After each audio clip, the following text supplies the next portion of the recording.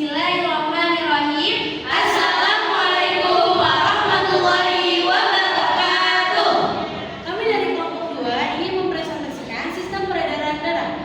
Sebelum kami menjelaskan sistem peredaran darah, izinkan kami untuk memperkenalkan diri kami masing-masing. Halo, nama saya Mira Maulida. Halo, nama saya Regina Sakti. Halo, nama saya Nafisa Regina Aska. Halo, nama saya Difara Dina Faisala. Halo, dan nama saya Safira Najah. Sistem peredaran darah. Sistem peredaran darah manusia adalah sistem peredaran darah yang tertutup dan lengkap. Apa sih yang dimaksud dengan peredaran tertutup? Darah yang mengalir atau beredar melalui pembuluh darah di dalam tubuh manusia. Sedangkan peredaran darah terangkap adalah satu kali peredarannya darah yang melalui jantung 2 kali. Adapun organ-organ yang ada di dalam tubuh manusia adalah satu, jantung. Jantung terdiri dari 4 ruang, yaitu serambi kanan, serambi kiri, bilik kanan, dan bilik kiri. Di antaranya serambi kanan dan serambi kiri, bilik kanan dan bilik kiri terdapat katup pada bagian kanan. Serambi kanan dan bilik kanan dipisahkan oleh 3 katup, yaitu valvula tricuspidalis. Sedangkan di antaranya serambi kiri dan bilik kiri dipisahkan oleh 2 katup, yaitu valvula bicuspidalis. Yang kedua, pembuluh darah. Pembuluh darah ada 3 jenis.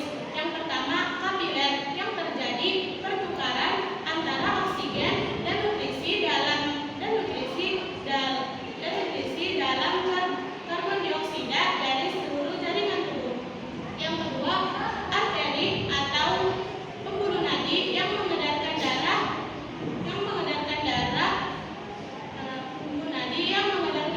meninggalkan jantung. Yang ketiga, vena atau pembuluh balik yang mengedarkan darah kembali ke jantung. Adapun susunan darah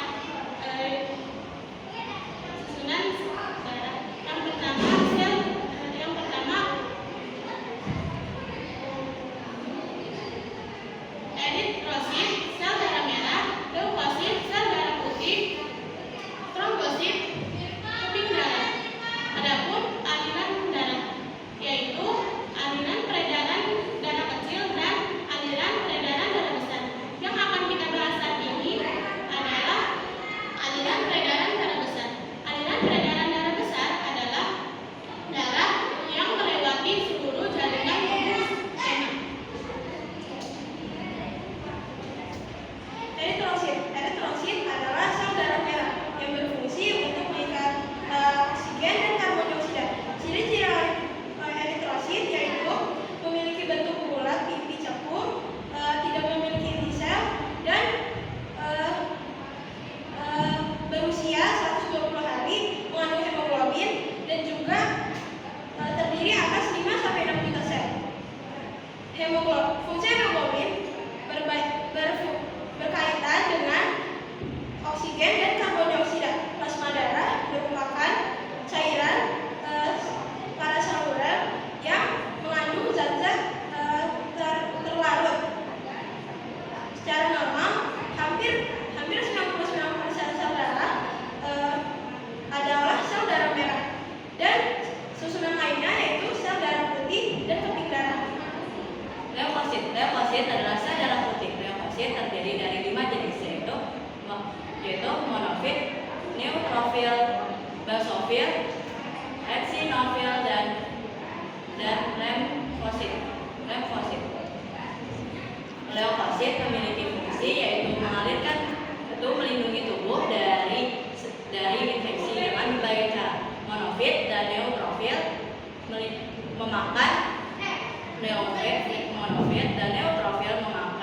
bakteri dan kuman lain dan serpihan sel-sel mati dari tubuh kita sendiri atau fagositosis.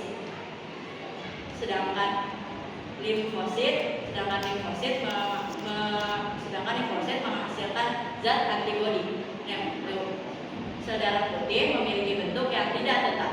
Sel darah putih memiliki ciri antara lain berusia 12-13 hari, tidak memiliki warna dan mempunyai bintik sel. Sel darah putih,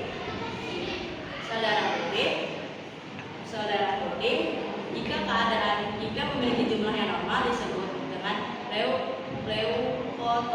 leukotosis. Sedangkan jika memiliki jumlah kurang dari normal disebut dengan leukopenia. Trombosit adalah fragmen yang berdiameter 2 sampai 3